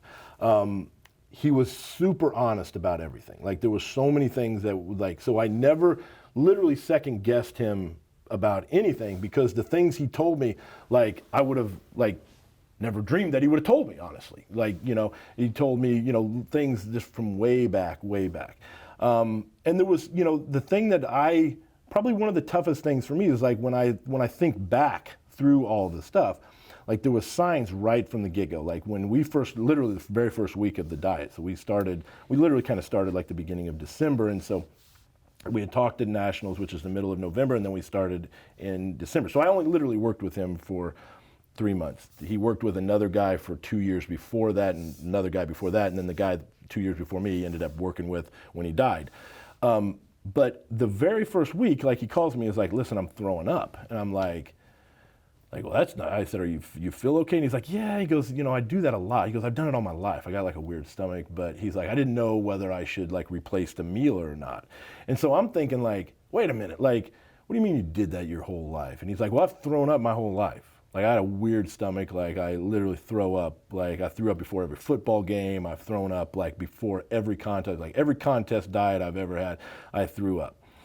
So I'm like, I said, listen, like let's just see how this plays out, because you may be sick, like you may have the stomach flu or something. So the week goes on and he seems fine, and then Thursday throws up again. So I'm like, okay, listen, this ain't normal. Like you don't just throw up, you're like literally 25 years old or something. I'm like, go to the urgent care. Like I want you to go to urgent care, like 'cause you're throwing up now. This is a week, 2 weeks into your relationship of the 90 days. This is a week into the relationship, right? And so he comes back and he's like, yeah, they think that I may have bronchitis and the drainage is like coming, you know, drowning, and it's making me throw up. And I'm like, well, how do you feel? And he goes, I feel great. But he goes, listen, I get bronchitis all the time. He goes, I've had pneumonia 10 times in my life. And I'm like, what? I go, you've had pneumonia 10 times in your life. And he's like, yeah. He goes, I literally like always get it. And he kind of blamed it and he was very open about this, so I have no problem talking, but he's like, yeah, I smoke weed from the time I was 12 years old. He goes, I probably smoke more weed than anybody. He goes, I kind of cough and I have drainage, and that's kind of what it kind of leads to. And I'm like, okay, I mean, it sounded... Pneumonia from weed? No, but he was saying he gets pneumonia, and I was trying to say the coughing. So the coughing, the drainage, and then he's like restricted breathing, and then he ends up with like bronchitis and then pneumonia. And so I'm kind of thinking like, I get the coughing, like the pneumonia thing sounds a little weird, like, I don't know. Let's see how you feel. I said, why don't you rest for a couple days, let's see how you feel. Weekend goes by, it feels fine. A couple weeks go by, he's back to throwing up again. And I'm like, dude, this is not normal. Like, you shouldn't be throwing up. And he's like, Chad, I'm telling you, I throw up all the time. Like I've done it my entire life. And that's the one thing, thinking back, like I'm like, you know, like where was that head? Like how in the hell, like where was that head, you know? And so we go through the process, like through the whole process, I can tell like something's off. Like his body's not really responding like I thought it would. It didn't, and like, I don't know if people even believe this, but like based off of what he had been doing, we literally did half of that, what he had been doing. So a lot of this stuff, You're saying you're doing half of what he was doing? Half of what he was doing. So my thinking was like, holy shit, like maybe like his body's not responding well. Like maybe it's not because we pulled back so far, right? But then all of a sudden his body kind of started to come around and everything started to look halfway decent. So we just, and then he actually kind of started feeling better. Everything kind of seems like right on target. We go and we're literally planning on going into Pittsburgh to meet with Mannion, let him look at him, take a look at him, posing, just critique posing, all these little things. We're sitting there and he starts throwing up again, like with the stuff. And so I'm like, okay, like, dude, like how, like, this is not normal. You shouldn't be vomiting all the time. And he's like, Chad, listen, like, this is just my life. Like, this is what I do. Like, I vomit, I have a weak stomach. Like, this goes all the way back to football. Like, it goes all the way back to football. And so I'm like, okay, so we go through the process. Through this whole process, I can tell, like, something's clearly off. His body didn't respond well. Like nothing's really responding well. So we start talking about like just personal things, like, you know, and so he had moved away from his hometown. He went to Boca to be part of the company that he was with and everything. And so we literally, and this is after the Arnold, so he ends up second. He, you know, he goes to New Zealand, which I literally didn't even want him to go to because I thought he was sick at the Arnold. Like he was like hawking up shit. Like I literally said, listen, don't go, but he had already like signed contracts. Like he was already committed. He's like, I have to go. Like, I've already signed a contract. And I'm like, listen, just go to the doctor and, you know, get him. He's like, nah, I'm gonna go. So we go there, and then of course he's super sick in Australia, almost passes out on stage. Like we literally 2 hours before that, we were literally talking on the phone. And I'm like, don't do the show. Like, I don't want you to do the show. And he's like, I'm gonna take a nap and we'll see how I feel. 2 hours later, he calls me back. Man, I feel phenomenal. I feel great, you know? And I'm like, are you sure? And he's like, I feel phenomenal. Like, I just needed a nap. I think it was a flight, wore me out. And then, of course, he goes on stage, damn near passes out. So then he comes back home. And so through this whole process, I'm like, listen, something's off. Like, I think that you're unhappy. Like, listen, I think you left your home. I think you moved to Boca. You don't know people there. You're staying in an apartment by yourself. Like you're doing all of this stuff that's like not making you happy. Like it's not making you happy. I'm like, you need to get out of there. Get completely out of there. Go back home. And at the time, he didn't have a good relationship with his family, but he was trying to mend that. And I go back home. Like, you know, create this bond with your family that you're trying to do all of these types of things. And I said, we don't even need to work together. I said, go back home, and his coach was in his hometown. I go back with him. I said, because I think that friendship stabilized you. Like, I think it stabilized you. I think you were happier within that environment. I think a lot of your friends and gym people were there. And he was like, you know, like I think that's what I'm gonna do. And so that's where we kind of left things. Me looking back on that now, I'm like, was that the right decision? Was me just kind of saying, go back home, like go into that thing? Because it was literally right after that they started posting up pictures, and I could tell instantly something was wrong, like instantly. And then I became like in this like tug of war with myself, like, okay, do I call up him and say, dude, what the hell are you guys doing? Like something looks off here. And then like, am I butting in on this because I'm not working with him anymore? I'm not the coach, and like it's kind of an written rule, like you don't interfere with other people's stuff. But I felt like, man, something's off. Like I knew it. And then the last picture he posted, I'll never forget this. Dan Solomon called me and he's like, have you seen the picture of Dallas? And I'm like, I have. I said, he doesn't look good. And I said, he literally looks like he's getting ready to drop dead. I said, and Dan Solomon says, dude, I just saw him and he looks like he's walking death. And I said, that's what he looks like in the picture. I said, he's gray. I said, his skin looks funky. Like he's in a hospital? Or he's they're just posting up progress pictures online. And I'm like, I said, he doesn't look good. Like he just looked unhealthy. And 2 days later he died. Like, and that's the story. Like, you know, I didn't, you know, like I wasn't training him during the time. I trained him for 3 months. I didn't train him for the next 4 months or whatever from the time he died. I have no idea what they did. I have no idea what he was doing. It's an unfortunate story because he, in stories like this, you get a lot of different versions of it on what happens. But he was a guy that was a liked guy that was coming up. He was one of the most liked guys in the sport. Like, I'm telling you, like he was, if not the most liked guy. Like, I mean, I'm telling you, like you were never going to find anybody that had anything negative to say about him. Let me ask you about it. There's an article online that says the supposed Dallas McCarver anabolic cycle from Chad Nichols, right? And all of the stuff here that it's got, you know, I mean, the list is it's a not, lot. I can tell you, first of all, that's not, I can tell you, I've already seen it. It was sent to me. I can tell you exactly what it is, if you want me to tell you. Yeah, absolutely. This is not his cycle. This is a drug list that him and his coach ordered. That's the list they ordered. That's it.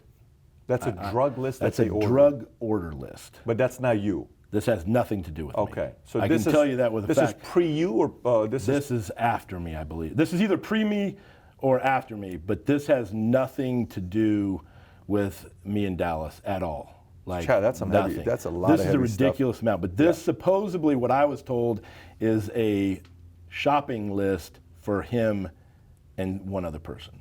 That's what I was told, and I was told that from literally the person they ordered it from. So it's a legitimate, it's a legitimate guy that told me that. So it's a legitimate guy that told you, but this part has nothing to do with you ordering with them. That's this ain't somebody. got anything to do with Okay. me. Like this literally, yeah. like I can tell you by, like there's so much stuff on this because I believe this is the one, because I've seen two, but this is the one with EPO on it. Yeah.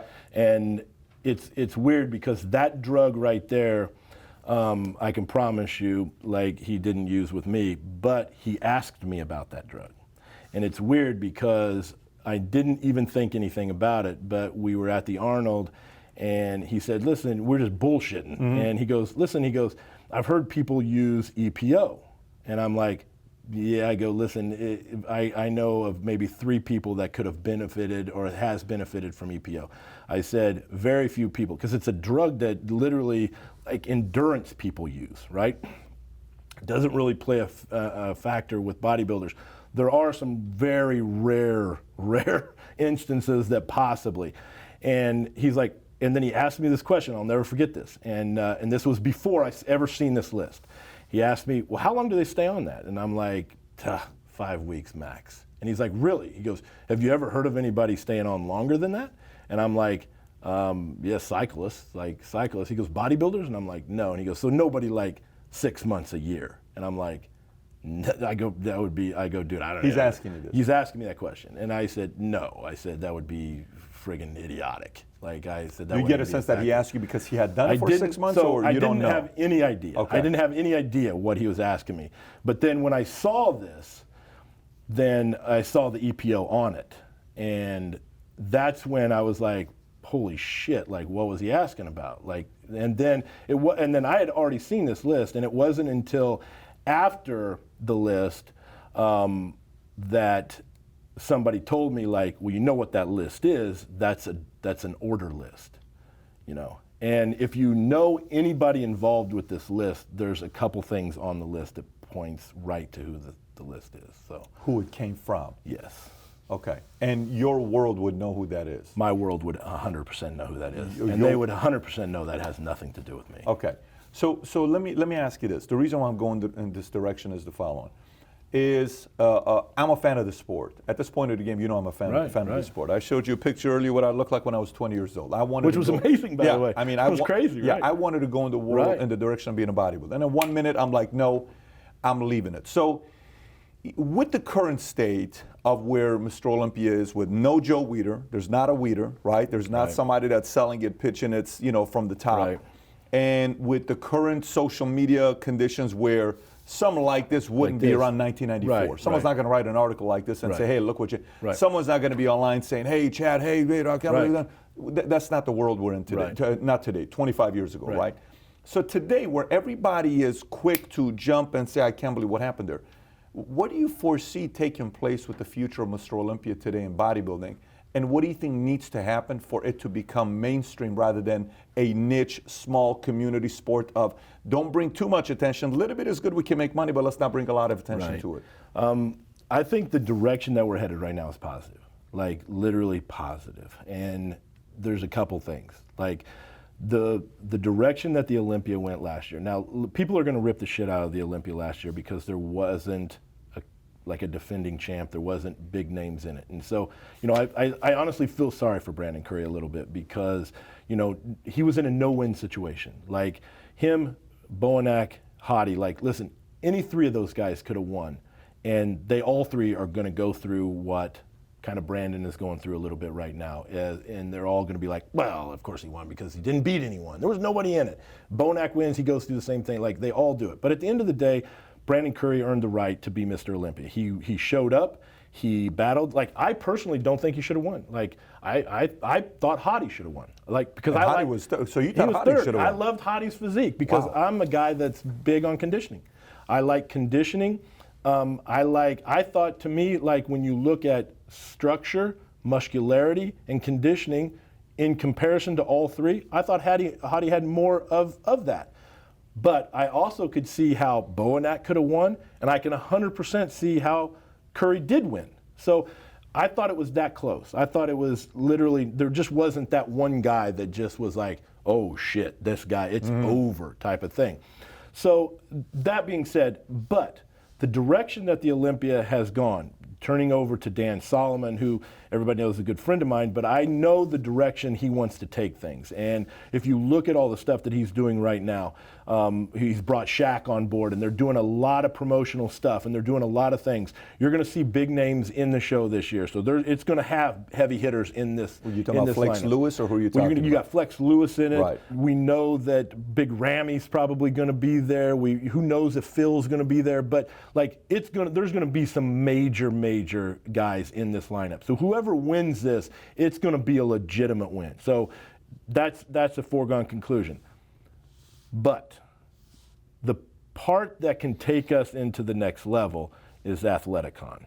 It can benefit across the board. Now everybody's trying to act like, oh, Athleticon is going to hurt the Olympia. I completely disagree. I think Athleticon is going to benefit the Olympia, because anything that has The Rock involved in it, and he has embraced this industry. He is a bodybuilding fan. He trains. He lives this type of sport, and he is bringing a different level of, like everything that he can do, nobody's been able to do.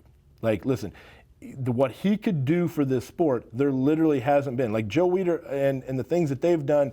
Like, nobody will do what they did again, because it was just a different time. Like, that for me was like the golden era, because like he knew all the athletes, and it was like a family. Like, it was a little bit different, but it was a little bit of a cult type thing. It wasn't mainstream. Even though they wanted it in the Olympics, it probably was just never going to get there. The Rock can make it mainstream. He can put it out there and say, look at what these guys do. Look at the hard work they do. Can it take attention away from Mr. Olympia, or no? I mean, I don't think so. I mean, I think that the Mr. Olympia is the Mr. Olympia, and I think that Athleticon could be huge. I think it could be monstrous. To the point where they can buy 51% of Mr. Olympia, or no? Well, I mean, possibly, but I think the key really isn't so much overshadowing the Olympia. I think what the key is, how much attention and how big Athleticon could be draws that much more, to the Olympia, in my opinion. Listen, it's going to be interesting to see what happens, because for me, again, it goes back to the conversation with what Dana White did to UFC, okay? And Dana White built that Joe Weider cult-like type of an environment with UFC, where people like me who were, all boxing and, following boxers, to all of a sudden say, you know what, I don't even trust any of the judging over here. I'm going to go watch UFC. So, I got you. So I hope you're right, and I hope that does take place. But I also hope that somehow, some way, the relationship with somebody like a Danny or a Rock gets deeper in to develop and promote the next bodybuilders and take them to the next level with the context that they have. That's the only thing I go with it. Dan seems like a really nice guy when you know. Super guy, yeah, absolutely. Seems like a really Super nice guy. guy. Seems like a sincere guy that wants to do the right thing. Sometimes some companies are missing one or two pieces. But the other question I was going to ask you with this part was, we just talked about the Dallas. We just talked about some of these stories, right? What do you think needs to be? Do you think the bodybuilding world has a black eye because kidney, young, down long? Do you think bodybuilding has a black eye of the amount of people that have died or have had issues there? And if yes, what do you think needs to happen for it maybe go to a different direction? The thing is, when you look at the number of people that have had issues, it's pretty small. Like when you look at it, and like I said, even with the flex thing, like the flex thing was that even the Don Long. So I mean, that was one of the guys that Shawn Ray brought up. Again, he's 100% aware of what the deal is with Don Long. Like if you Google Don Long, you will find out that Don Long was born with one functioning kidney. He didn't find out about it until 1999.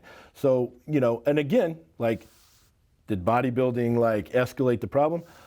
100%. It escalated the problem. If he would have picked to be a golfer, would he have needed a kidney transplant? So those things are all out there. I think that the biggest issue is that just like this list, like this is what is being pushed out there because this is shock value.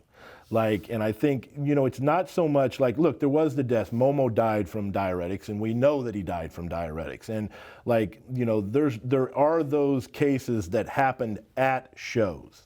There are, but they're far and few between. And in reality, most of those are all related to something else. The Momo stories are very limited. But I think this stuff, because you have a lot of young people right now that are on the internet and they're trolling the sport, realistically. Absolutely. Yeah. And because I got to be honest, when I first seen this list, I'm like, it's a fake list.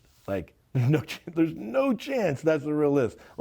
It's a fake list. And then, when I was talking to somebody and they're like, it's actually not a list, it's a shopping list. And I'm like, okay, I get it now. And it's not for one person, it was for two people. And, so I'm like, okay, I got that now. And so those are the things that are out there. But this list being pushed around by 16-year-olds and 18-year-olds and 19-year-olds and all of these kids, and then these kids talking about this and these kids, just like the site enhancement. So you see all of these crazy guys that have just injected ridiculous amounts of shit in their arms, and they look like a sideshow, freak show. But where are they?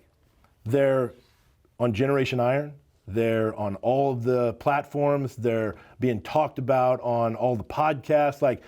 Most people are making fun of them. It's the ugliest thing out. It's the dumbest looking thing ever, but they're literally there. They're there. And when those are the things that are out there and people pull up bodybuilding and bam, there that is, the general public looks at that and is like, what in the hell? They don't see the story of Brandon Curry flying literally home with the Sandow and going directly to a school and talking to kids. You don't see that very often. You see this freak who has pumped a ton of shit in his arm for no reason whatsoever. And that's the stuff, because that's what gets shock value. So why doesn't Mr. Olympia develop better content with their YouTube channel and start pumping stuff out there and start really putting stuff in our faces so we see these types of stories? Exactly. So again, that also goes back to the marketing aspect and the way you tell the story. And it was a part of the conversation that we had, by the way. By the way, I am assuming you have spoken to Dan about it being on Valuetainment. I'm assuming I actually haven't. So he doesn't know you're going to be here today. Absolutely not. No clue. So then he's going to enjoy this. Yeah. So he has no idea. Because when Shawn was here, Shawn was fully. He sounded like he was all team. The way he came in, prepared to shots fired and all this stuff. He seemed really prepared for the whole thing, but. Again, I'm interested in the sport. I mean, you see who's in my there's a reason why that's there. I'm interested in the sport. I think there's but if you look at what Dan has done, Dan has he had Mark Wahlberg at the Olympia this year, and he's immediately teamed with Shaq, who I think is one of the most visible personalities out there. No question. And so those things are huge steps in the right direction. I give credit to that. But I also agree that you can only do so much there. And the only person that really has the ability to pull the strings to that next level is Danny and The Rock. And they have the ability to, I think, take athletes, to put them in front of people that you could never get in front. And that's what it's going to take. It's going to take somebody, whoever, if it's Phil Heath or whoever it is, to win potentially Athleticon and to be put out there in front of people that would never see him. And when he's sitting next to Danny Garcia and The Rock, and they're talking about Athleticon and all of the physical fitness and stuff, all of the nonsense then is eliminated. All these freaks that are doing the idiotic stuff is eliminated. Of course. And it's more of a positive. And that's where everybody needs to go. I mean, I hope it happens. 100%. I hope it happens. I think it benefits the entire sport if it does happen. I get asked if, Pat, do you want to buy Mr. Olympia? I don't have the time to buy. I run a financial firm. Exactly. I don't have an interest in wanting to buy the company today. I'm in a different state in my life. But I wouldn't mind seeing somebody like them taking it. Now, let me ask you this. 2020 Mr. Olympia, what does it look like with Phil Heath? What does it look like without Phil? Phil Heath comes back, what happens? What the excitement with the people, in your opinion? Now, you're more Team Solomon. You're not really Team Phil Heath, so for full disclaimer, but if Phil comes but I back... like Phil, though, so don't get me wrong. Like, it's funny, like, I didn't used to really like him that much. I was actually, like, when he first came on, I was like, he's narrow, and he's this and that, and he proved me wrong. Like, you know, like, I felt like he had weaknesses, and then he progressed as a bodybuilder, and, you know, I like the fact that he did that, you know, and, I mean, he'll be the first to tell you, like, listen, like, Chad would call me out, like, listen, when I look good, Chad told me I look good. When I look bad, Chad told me I look bad. And so I'm very pro Phil when Phil is 100%, like, absolutely. If Phil is in the show, it is a better show. Like, it is a better show. Without a doubt. Like 100%. Okay. You know, I just, you know, I think that's the key. Like, do we see Phil at the Olympia? I think we're going to see Phil this year, 100%. You think you're going to see him 100%? I think we are going to see him. I just don't know if we're going to see him at the Olympia. Oh, I agree with you. That's Yes. right. Athleticon, I totally, Yes. I totally agree. And there's been some, you know, there's going to be some very interesting announcements being made here pretty soon. But you know, I just hope it's not going to be one of those things, because you know how sometimes, like, imagine if I am right now, you know how you said, if I had it my way, I would have done whatever I could to help the other candidates to help beat Shawn Ray, because I wanted to, you know, put exactly. it up. So, without you know, a doubt. So maybe if Mr. Olympia is a little bit pissed off with Phil for the way he's kind of been with Shawn Ray, maybe Phil is kind of like, dude, if I come back, they're pumping up Flex Lewis to kind of subtly give him the Mr. and they'll give me number 2. Why would I put my body through this? Those are some of the things he's got to be concerned about, because there's a lot of politics in the sport. There is a lot of politics, and I mean, those are things. Here's the thing, like, and I know that's a big topic right now, because Flex Lewis gets an invite, and like, they're pumping Flex Lewis right now. Big time, though. Big It's time. not a little bit. Yeah, it is big time. And here's the thing that's tough about that. Like, I get the aspect of he's a 212 champion, and I believe 100% he deserves an invite, because the Olympia champions literally carry over full time. So he literally deserves what he's getting. Debates about nobody. And he's got a beautiful. But here's the problem. Physique. Here's the problem. You have guys literally getting ready for the Arnold right now. You have Brandon Curry, who's the reigning Mr. Olympia, and the last thing they want to do is prep for a show with even an inkling of doubt. Like, and I know exactly what that's like, because my wife prepped for the Olympia. Who's without who you're talking about? So like Brandon Curry, the bodybuilders. So Brandon Curry, like, you know, listen. So here's Flex being pumped. Now I have a feeling when we get closer to the Olympia, I have a feeling they're pumping Flex right now because they just invited him, and so I think everybody a little bit. Yeah, I think a little bit everybody's jumping the gun, and I think when it comes right down to it, I think we're going to have a dominant winner at the Arnold, and I think that guy's going to be a major force, and I think that we're going to have Brandon Curry coming back as, like, really trying to prove himself, because let's get real, I mean, he took a lot of shit this year because he didn't beat anybody, so he's now trying to prove himself. You have Flex Lewis, you know, going in, who has all this hype, and he's trying to prove himself, and I think that you have a situation, and who knows what's going to happen with Roden. Like, if Roden's court case is over and he's, basically cleared of all charges, I believe that he will be in. And so we could potentially see 4 or 5 really good bodybuilders battle it out on stage. I still don't think it's going to include Phil Heath, but the ultimate goal. Meaning you don't think Phil's going to hit the stage this year? I think he's going to hit Athleticon. Okay. Without a doubt. Yeah. But at the end of the day, I still think we could benefit, because the ultimate goal potentially would be whoever wins the Olympia goes to Athleticon.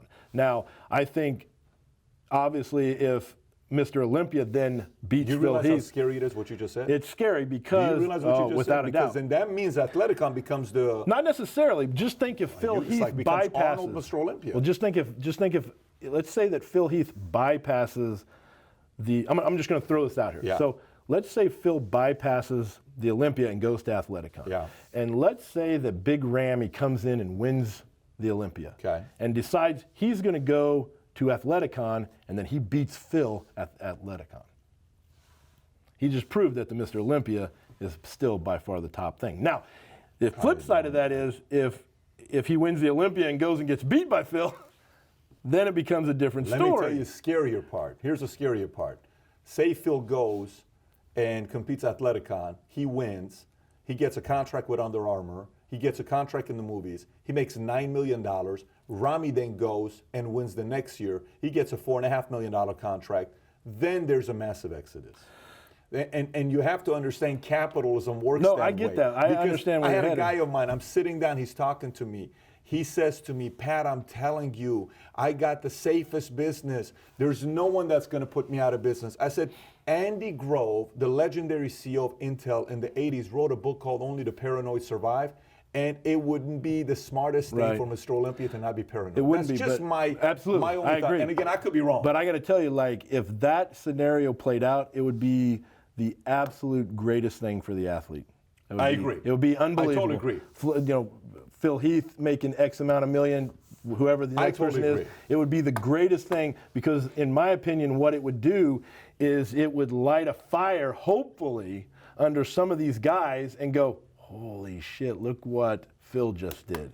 Because right now that fire's not there. Like you can see it. Like when you're looking at guys. Wayne Johnson and Danny Garcia are way more sexy. Oh, dude. Just keep that part in mind. They're more, the opportunity and the upside is sexier. So you getting into that world, that's a sexy situation. And it's a different scenario because like these guys, like right now, I think, you know, I mean, when you go to these shows and when everybody's talking about like these guys aren't suffering and these guys aren't putting in the work and these guys are out of shape and this and that, I can tell you that a $8 million Under Armour contract or whatever, you know, like all that kind of money, that will literally light a fire under somebody's ass, you know, and that's the point. Yeah. And so, and then I'm gonna give you a bipolar, complete opposite side of it.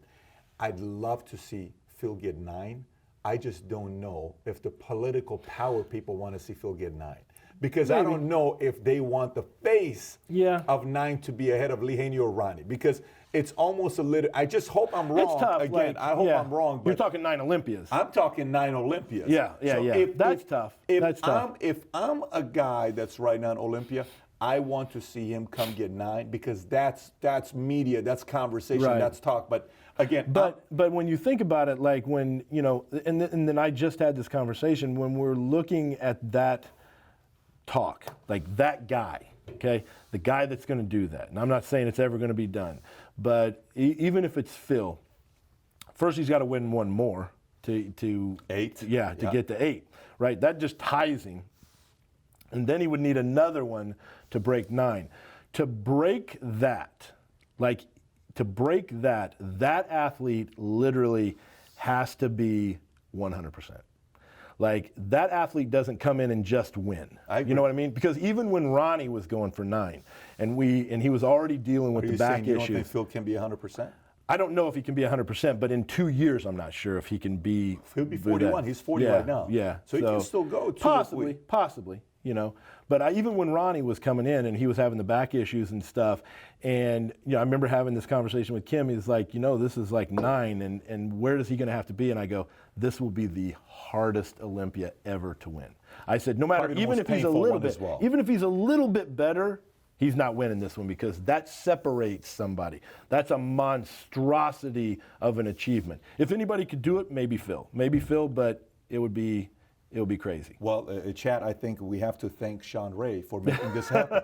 If it wasn't for your best friend Shawn Ray, you and I are not sitting in front of each other having this conversation. Exactly. But also at the same time, I like the fact that you have the courage to sit here and take all the questions. You know, it's probably the most open. I'm not the most open guy just because bodybuilding is typically not open. Of course. You know what I'm saying? Of course. But I think that there's so many negative things out there right now. And like, look, it's not like we're hiding something. Like we all know what's going on. And I think the problem is like there's so much misdirection and so much information out there as far as like what's actually involved and stuff. And that's why, you know, like even Kim was like, you know, how far are you going to go with this, you know? And I go, you know what, like I've never like literally spoke like openly, and I'm going to speak as open as I possibly can. And that's exactly what you did. And I think that's exactly what the audience is going to appreciate about this. I think the commentary while you're watching this, obviously you're going to share your thoughts below so we can see what you took away from this. I am assuming there's going to be a Shawn Ray camp that's going to be here as well to put their thoughts, and we want to hear from you as well. But Chad, appreciate you for coming out. Really, Thank you so much. 24-hour thing. I was here, right? On the fly. Get here. We're going to get you on the fly, but appreciate you for coming out. I appreciate it. Thank you. So different type of a topic for bodybuilding. A lot of you guys have been asking about it. We decided to go a little bit deeper, and obviously he responded to Shawn Ray, which I'd love to hear your thoughts. Please comment below. I got 2 other interviews I want you to watch. One is with Ronnie Coleman. If you haven't watched it yet and you came here through suggested videos, it's a phenomenal interview with him. Or click over here to watch the interview that caused Chad Nicholls to be a guest on Valuetainment, which is by Shawn Ray. And again, if you haven't subscribed to the channel, please click here to subscribe. Thanks for watching, everybody. Take care. Bye-bye.